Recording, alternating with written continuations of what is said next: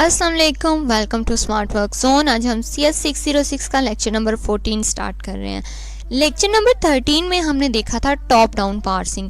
Top down parsing में हमें दो प्रॉब्लम्स आ रही थी। एक तो ये थी कि हम जो है जब ऊपर से रिप्लेस करते थे तो वो गलत हो जाता था, फिर बहुत आगे जाके हमें पता चलता था कि हमने जो है वो कोई और इक्वेशन पिक करनी थी, हमने दूसरी कर ली है ग्रामर से। तो फिर हम जो है बैक ट्रैकिंग करते थे और इसलिए हमें बार बार जो है वो बैक ट्रैकिंग करनी पड़ती थी। इससे बहुत ज़्यादा जो है वो टाइम कंज्यूम होता था। और दूसरी प्रॉब्लम हमारे पास ये थी कि नॉन टर्मिनेशन थी, यानी कि हम एक ऐसे एंडलेस लूप में फंस जाते थे जहाँ से जो है हमारा जो पार्सर है वो वापस ही नहीं आता था। यानी कि उसमें जो है वो प्रोडक्शन तो होती रहती थी लेकिन इनपुट को यूज़ ही नहीं किया जाता था। तो वो उस एंडलेस वाले मामले के लिए हमने सोल्यूशन देखा था लास्ट लेक्चर में कि हमने कहा कि अगर हम अपनी लेफ़्ट रिकर्जन को राइट रिकर्जन में चेंज कर दें तो हमारा उसका सोल्यूशन हो जाएगा। तो वो तो बात क्लियर होगी। अब हमारे पास जो पहले वाली थी बैक ट्रैकिंग वाला मसला था, उसको सॉल्व करने के लिए हमने पिछले लेक्चर के लास्ट में एक चीज़ स्टार्ट की थी। हमने कहा था कि अगर हम अपने अगले एक डिजिट को या एक सिंबल को या अगला जो भी एक डिजिट है हमारी स्ट्रिंग में, अगर हम उसको देख लें और उसके मुताबिक जो है अपनी ग्रामर में से चूज़ कर लें कि कौन सी वाली करनी है, रिप्लेस किसके साथ करना है, तो हमारा काम जो है वो इजी हो जाएगा, हमें बार बार बैक ट्रैकिंग नहीं करनी पड़ेगी। तो वहाँ हमारे पास एक क्वेश्चन था कि ठीक है हम आगे देख लेते हैं, आगे से देख के एक दफ़ा, मतलब स्ट्रिंग तो हमारे पास पहले से ही मौजूद है तो हम एक दफ़ा पहले देख लेते हैं और उसके मुताबिक जो है उसे चूज़ कर लेंगे। लेकिन हम उसे कितना आगे देखें, एक स्टेप, 2 स्टेप, 3 डिजिट, 4 डिजिट, कितना हमें उसे आगे देखना है? वैसे तो इसका कोई एग्जैक्ट जवाब नहीं है, लेकिन ऐसा है कि जो लैंग्वेजेस हम यूज़ करते हैं इनमें ज़्यादा आगे तक नहीं देखना पड़ता। तो कितना आगे देखा जाए, इसके लिए जो है हमारे पास एक प्रॉपर्टी यूज़ होती है विच इज़ LL1 प्रॉपर्टी। उस LL1 प्रॉपर्टी को हम आज डिस्कस करेंगे। LL1 प्रॉपर्टी क्या है? सबसे पहला L इसका जो है वो एक्सप्लेन करता है कि आपने स्कैनिंग जो करनी है वो लेफ़्ट टू राइट करनी है। और सेकंड वाला जो L है ये इस चीज़ को एक्सप्लेन करता है कि आप लेफ़्ट मोस्ट रिकर्जन करेंगे। और उसके बाद ये जो 1 है ये इस चीज़ को रिप्रेजेंट कर रहा होता है कि मतलब हम सिर्फ एक डिजिट अगर आगे देखें तो हम ऐसी ग्रामर को पिक कर सकते हैं जिससे हमें बैक ट्रैकिंग ना करनी पड़े। यानी कि अगर 1 की जगह 2 लिखा हो तो इसका मतलब है कि हमें अगले 2 डिजिट्स को रीड करना है और फिर हम जो है सही ग्रामर को चूज़ कर सकते हैं। तो इसलिए इसे LL1 प्रॉपर्टी कहा जाता है। इससे हम क्या करते हैं कि अगले डिजिट को देखते हैं और उस डिजिट के हिसाब से हम अपनी ग्रामर को चूज़ करते हैं। ठीक है, LL1 प्रॉपर्टी में 2 चीज़ें हैं जो हमें एक्सप्लेन करनी है, यानी कि 2 टर्म्स ऐसी हैं जो हमें पता होनी चाहिए, तभी हमें LL1 प्रॉपर्टी समझ आ सकती है। और वो 2 चीज़ें क्या हैं? एक तो उसमें है फर्स्ट और सेकंड वन जो है वो है फॉलो। फर्स्ट क्या है और फॉलो क्या है इसको हम यहाँ पे एक्सप्लेन करेंगे। उससे पहले यहाँ पे ये एक चीज़ लिखी हुई है LLK। इसमें फर्स्ट 2 L तो वही हैं जो मैंने आपको ऊपर एक्सप्लेन की हैं। K का मतलब है कि आप जो नंबर आप यहाँ पे लिखेंगे, जैसे मैंने आपको यहाँ एक्सप्लेन किया था कि अगर 1 लिखा हुआ है तो इसका मतलब है हमने एक डिजिट आगे देखना है। K का मतलब है कि K की जगह पे आप कोई भी नंबर लिख सकते हैं। ठीक है, अब यहाँ पे सबसे पहले हम फॉलो को देखते हैं, नहीं फर्स्ट को देखते हैं। फर्स्ट हमारे पास क्या चीज़ है उसके बाद हम फॉलो को देखेंगे। तो देखिए फर्स्ट क्या है। फर्स्ट मैंने वैसे लास्ट लेक्चर में भी थोड़ा सा एक्सप्लेन किया था, यहाँ भी मैं आपको एक्सप्लेन करूँगी। इसके लिए मैंने आपके पास यहाँ एक एग्जांपल लिखी हुई है। हम यहाँ पे मैंने एक चीज़ लिखनी थी, ये एप्सिलॉन आर की ना एक शक्ल बना देते, बस ये एप्सिलॉन आर है, इसे यही समझिएगा। ठीक है, तो यहाँ पे अगर हमारे पास ये एक ग्रामर लिखी हुई है, ठीक है, आप कंसिडर करें कि यहाँ पे ये जो है हमारे पास ये एक ग्रामर है। तो इस ग्रामर में से हमें कहा जाता है कि फ़र्स्ट बी फाइंड करो। हमें क्या, ये मैंने आपको बताया था कि इसमें एक हमें फ़र्स्ट चीज़ का पता होना चाहिए LL1 प्रॉपर्टी के लिए और एक फॉलो का। तो हम सबसे पहले फ़र्स्ट को देखेंगे। तो क्या अगर हमें यहाँ ये ग्रामर है और इसके अंदर कहा जाए कि फ़र्स्ट बी फाइंड करें, तो फ़र्स्ट बी किस तरह फाइंड किया जाएगा? आपने सबसे पहले जो है ये राइट हैंड साइड पे जो है लेफ़्ट हैंड साइड्स वाली वैल्यूज़ को देखना है, यानी कि यहाँ पे है ना आपका capital B left hand side पे। तो यहाँ पे आप देखेंगे कि हमारे पास अगर ये बी है तो बी की राइट हैंड साइड पे जो भी इक्वेशन है हमारे पास, ये देखें, इसका जो फर्स्ट वाला है वो है स्मॉल ए। अगर तो ये स्मॉल ए होगा यानी कि टर्मिनल होगा, आपको पता है कि टर्मिनल हमारे पास स्मॉल अल्फ़ाबेट्स में लिखे होते हैं और नॉन टर्मिनल जो हैं वो कैपिटल अल्फ़ाबेट में लिखे होते हैं। तो अगर तो हमने फर्स्ट बी फाइंड करना है, हमें कहा है कि फ़र्स्ट बी फाइंड करें, तो हम क्या करेंगे कि बी के राइट साइड पे फर्स्ट वाला लेटर देखेंगे। अगर तो वो टर्मिनल है तो इसका मतलब है ये एज इट इज़ यहाँ पे आ जाएगा, इसका आंसर जो है वो क्या हो गया, स्मॉल ए। उसके बाद हमारे पास जो चीज़ आती है, ये इसे आप अभी कंसीडर ना करें, ठीक है। तो ये हमारे पास हो गया फर्स्ट बी।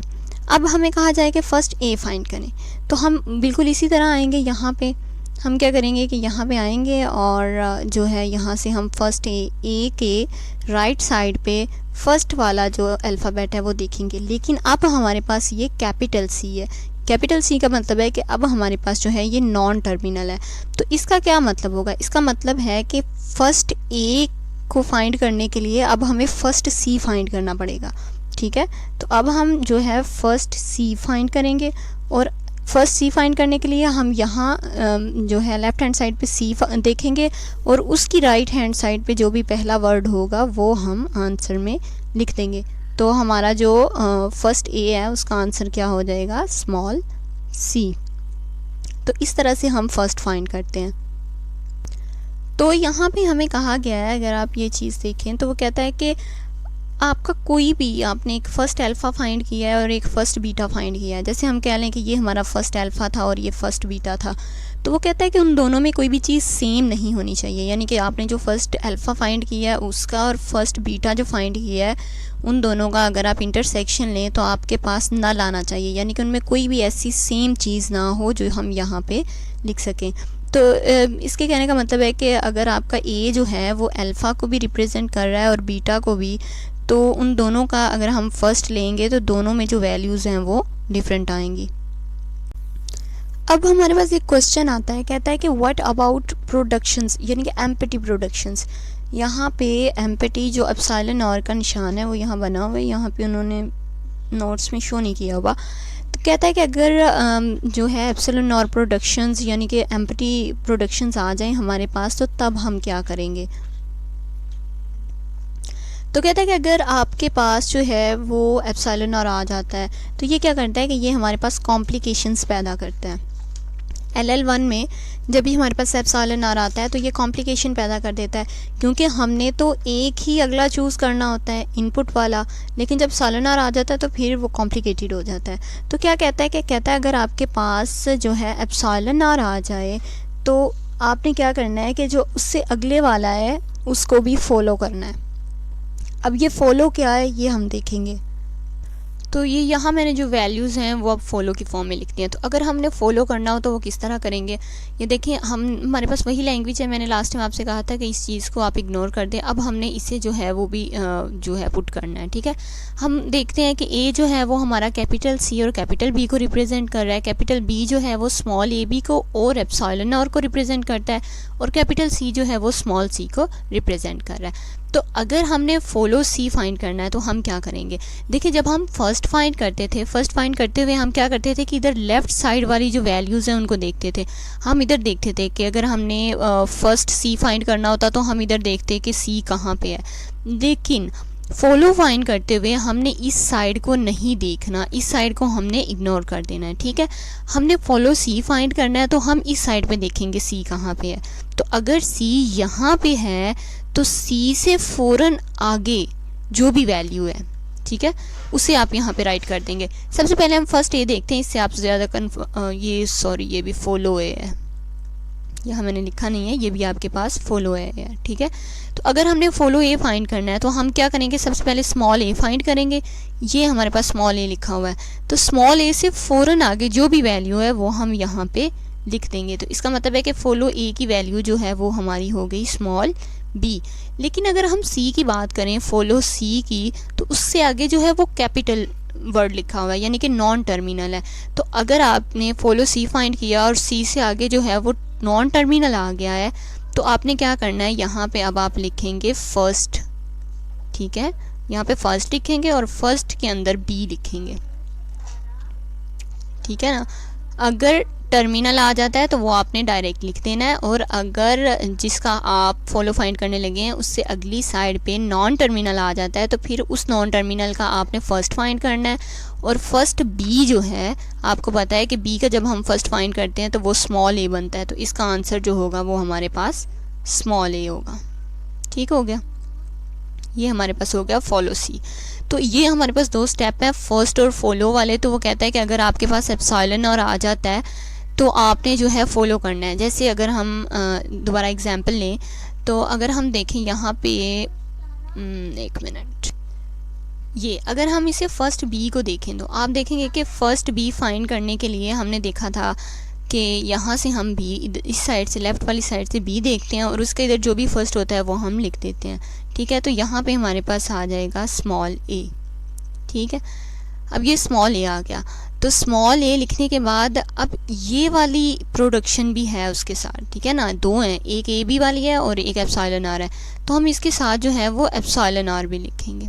ठीक है, और जब ये एप्सिलॉन आर आ जाती है तो इसका मतलब होता है कि फिर हमें इसे फॉलो करना होता है। जैसे यहाँ पे अगर हमें कह दिया, यहाँ पे बी हमने करना होता, ठीक है ना, बी के साथ हमारे पास ए, हमें कहा जाए कि बी करो जैसे हमने भी किया है, और ए और एप्सिलॉन आर आ जाए, तो फिर एप्सिलॉन आर का मतलब है कि बी से आगे जो है उसका भी फर्स्ट लें। ठीक है, ये हम फर्स्ट के अंदर इसे फॉलो करते हैं। जैसे उसने यहाँ कहा था कि जब आप किसी चीज़ का फर्स्ट लेते हैं, जैसे हमने अभी बी का लिया, तो हमारे पास एक तो वैल्यू ए की आ गई और एक एप्सिलॉन आर भी आ गया। तो इसका मतलब है कि अब जहाँ पे आपने ये जो बी है इसके आगे जो भी वैल्यू है उसका भी अब दोबारा से फर्स्ट लें, और हमने तब तक चलते जाना है जब तक हमें एप्सिलॉन आर मिलता जाएगा। अब मसलन अगर बी के आगे यहाँ पे सी लिखा होता, ठीक है, तो हम, इसका मतलब था कि अब फर्स्ट ऑफ सी लो, तो जब आप फर्स्ट ऑफ सी लेंगे तो उसकी जो है वो सिर्फ स्मॉल सी आएगा, इसके साथ एप्सिलॉन आर नहीं है, तो हम यहाँ पे रुक जाएंगे। लेकिन अगर इसके साथ भी एप्सिलॉन आर होता तो फिर इसका मतलब था कि सी के आगे जो है उसका भी फर्स्ट लो। तो यही चीज़ यहाँ पे आपको एक्सप्लेन की हुई है। तो ये इक्वेशन ऊपर हमारे पास लिखी हुई थी ना, ये वाली, first alpha intersection first beta is equal to जो था नल, तो यही इन्होंने ये नीचे लिख दिया, लेकिन यहाँ फर्स्ट और दोनों फर्स्ट के ऊपर प्लस लगा दिया। इसका मतलब है कि हम अगर फॉलो आ जाए तो फॉलो भी करेंगे। ठीक है, तो इसके लिए ऊपर प्लस लगा दिया हुआ है। अब यहाँ पे नीचे एक कोड लिखा हुआ है जो ये चेक करेगा कि हमारा जो नेक्स्ट वाला टोकन है वो कौन सा है, और उसके हिसाब से हमें कौन सी जो है वो ग्रामर पिक करनी है। ठीक है, तो ये देखें यहाँ पे ए जो है ये हमारा रिप्रेजेंट कर रहा है बीटा 1 को, बीटा 2 को और बीटा 3 को। तो इसके लिए ये छोटा सा एक कोड लिखा हुआ है, कहता है कि अगर इफ़ टोकन जो है आपका वो फर्स्ट बीटा 1 है, यानी कि जो जिस पे अभी आप काम कर रहे हैं उससे अगला टोकन जो है अगर तो वो आपका बीटा 1 है। ठीक है, मैं यहाँ पे पेंसिल ले लेती हूँ। कहता है कि हमने यहाँ पे क्या करना है कि नेक्स्ट टोकन को चेक करना है। तो कहता है आपने नेक्स्ट टोकन को लिया, आपने चेक करेंगे कि अगर वो जो नेक्स्ट वाला टोकन है अगर वो बीटा 1 है तो फिर ट्रू रिटर्न कर दो, लेकिन अगर वो नहीं है तो फिर उसे बीटा 2 के साथ चेक करो। अगर वो बीटा 2 है तो रिटर्न कर दो, नहीं तो उसे बीटा 3 के साथ चेक करो। अगर वो बीटा 3 है तो रिटर्न कर दो। अब क्योंकि ए जो है वो या तो बीटा 1 से रिप्लेस हो सकता है या बीटा 2 से या बीटा 3 से, तो यहाँ हमने चेक कर लिया कि ए को लो, जो भी नेक्स्ट है उसको बीटा 1 से चेक करो, अगर बीटा 1 है तो ट्रू कर दो, नहीं तो बीटा 2 से चेक करके ट्रू कर दो, नहीं तो 3 से। अब अगर तीनों से ही मैच नहीं हुआ तो फिर हमारा यहाँ पे एरर शो होगा। एरर क्यों शो होगा? क्योंकि 3 ही हमारे पास चॉइसेस थी, अगर तीनों से मैच नहीं होगा तो फिर हम यहाँ एरर शो करेंगे। यहाँ पे जो है कुछ डेफिनेशंस हैं। Grammar with LL1 property are called predictive grammar, इसे हम प्रिडिक्टिव ग्रामर कहते हैं, जिसमें LL1 प्रॉपर्टी यूज़ की जाती है because the parser can predict the correct expansion at each point in the phrase. क्योंकि आपकी हर फ्रेज में जो है पार्सर को बताया जाता है कि प्रिडिक्ट किया जाता है कि आप कौन सी वाली ग्रामर को चूज़ करेंगे, तो आपको बैक ट्रैकिंग नहीं करनी पड़ेगी। इसकी एक काइंड है रिकर्सिव डिसेंट पार्सर।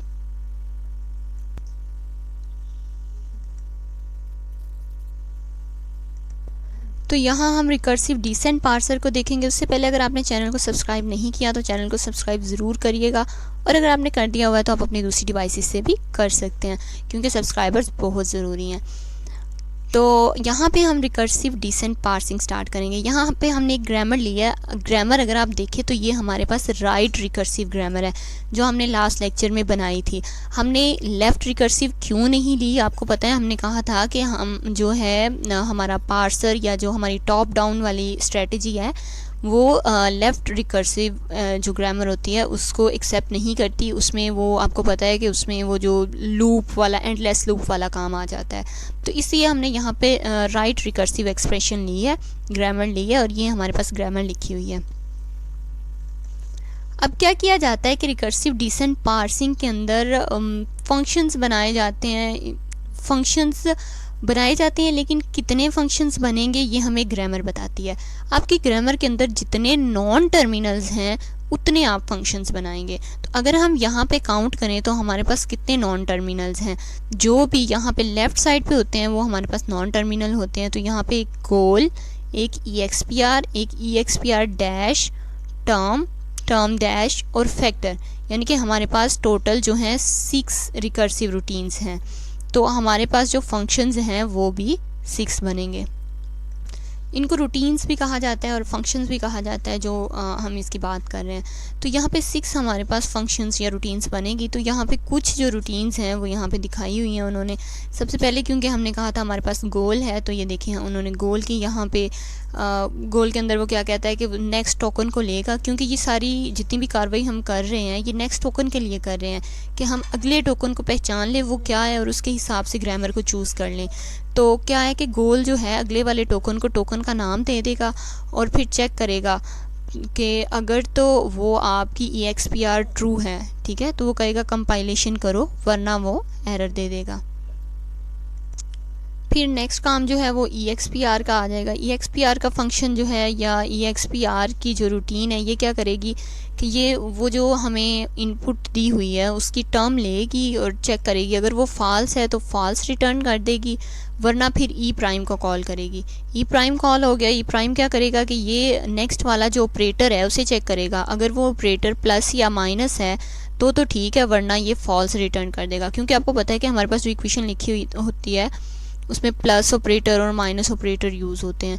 तो इस तरह से ये इन्होंने यहाँ पे इसके फंक्शंस लिखे हुए हैं। एक्चुअल में क्या है कि ये जो आपके पास रिकर्सिव डिसेंट है, ये जो यहाँ पे इन्होंने मेंशन किया हुआ है रिकर्सिव डिसेंट पार्सिंग है, ये एक ऐसी टेक्निक समझ लें जो C++ लैंग्वेज या इस तरह की जो हमारे प्रोग्रामिंग लैंग्वेजेस हैं उनमें यूज़ करने के लिए ये इस्तेमाल होती है रिकर्सिव डिसेंट जो है। तो इसी के लिहाज से यहाँ पे उन्होंने C++ का कोड भी लिखा हुआ है, बिल्कुल वैसे ही कोड है जैसे हमने ऊपर पढ़ा था। तो ये आपका ये तो थोड़ा सा लेक्चर रह गया, और नेक्स्ट पूरे का पूरा लेक्चर जो है वो इसी कोडिंग में उन्होंने डिस्क्राइब किया हुआ है। तो मैं आपको दिखाती हूँ। वहाँ हमने देखा था ऊपर के, यहाँ पे हमने देखा था, ये देखें 6 जो हैं हमारे पास रिकर्सिव रूटीन्स थी। तो इन्हीं 6 रूटीन्स को इन्होंने नीचे लिखा हुआ है। अगर हम इनका जो है स्क्रीनशॉट ले लें यहाँ पे, तो हम देखेंगे कि यही चीज़ें जो हैं इन्होंने नीचे भी एक्सप्लेन की हुई हैं। ये देखें यहाँ से हमारे पास जो है वो कोड स्टार्ट हो रहा है।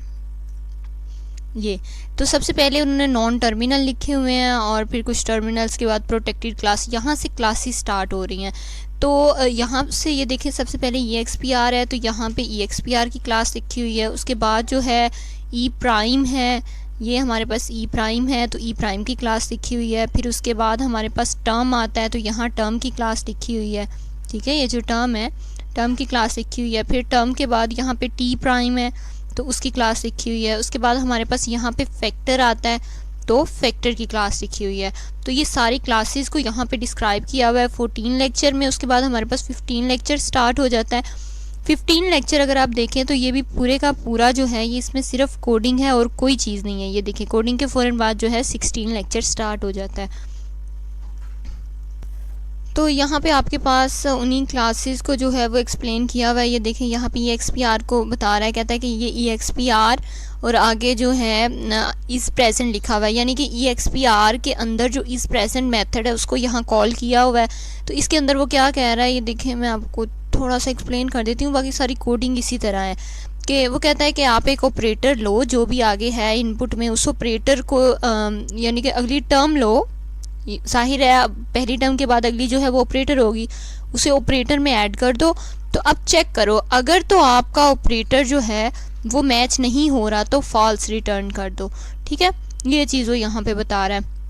फिर इसके ज़रिए वो AST ड्रॉ करता है। AST ये यहाँ पे उन्होंने ये देखें AST का नाम भी शो किया हुआ है। AST एक यूँ समझ लें एक ट्री है, ऐसा ट्री जिससे हमने सॉर्ट आउट करके एक शॉर्टेस्ट ट्री बनाया होता है। अगर आपको याद हो तो हमने लास्ट लेक्चर्स जो थे वहाँ पे ये ट्री ड्रॉ भी किया था, जिसमें क्या होता था कि मैं आपको एग्जांपल देती हूँ, इस तरह से करके कुछ हमने ट्री ड्रॉ किया था कि इस तरह ना, अगर हमारे पास ये इस तरह ट्री है तो क्या था कि ये ड्रॉ कर लेते हैं फिर मैं आपको बताती हूँ।